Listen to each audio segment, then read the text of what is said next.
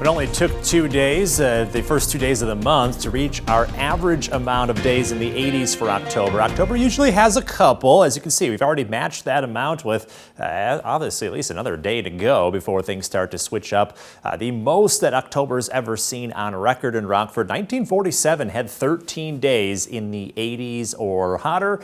We have to go back to 2010 for the last time we saw a 90-degree day in October, and then even longer before that, before the next one. So those are extremely rare. The 80-degree days, though, do happen every so often. We're definitely feeling that right now. Low to mid 80s across our backyard currently. Keep in mind, our average temperature for this time of year about 68 to 69 degrees. So we are a good 15 degrees above average, and we're going to stay right at those levels through the rest of this evening. So a warm evening ahead in the 80s to 70s, feeling a lot more like late August rather than early October. We do get back to that October weather late this week. In the meantime, very warm night under a clear sky, low of about 60 degrees. Tomorrow, right back to it, so it'll be a little above average for those 80-degree days in October. 86 in the forecast for tomorrow. Only about 5 or so degrees away from the record for tomorrow's calendar date, but not likely to hit the 90s of a light breeze out of the south. As we look forward from there, after a couple hot days, by October standards, that's today and tomorrow,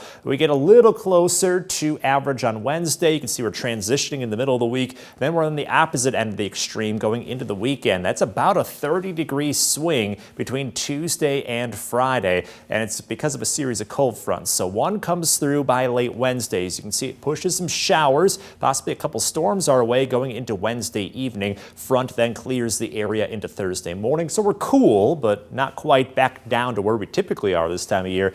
That kind of air catches up with us going into Fridays. By Friday morning, that next even stronger cold front comes through, and that really drops temperatures down, where we're feeling that fall chill going into the weekend. So when you look ahead in the forecast, 80s to 70s, so still warm for this time of year, but not quite as warm as those 80s going into Thursday. There's a slight chance for rain. And that next cold front drops us down to 57, so that's a 30-degree difference between Tuesday and Friday. We go into the weekend, we'll hold on to those 50s, and look at those overnight lows.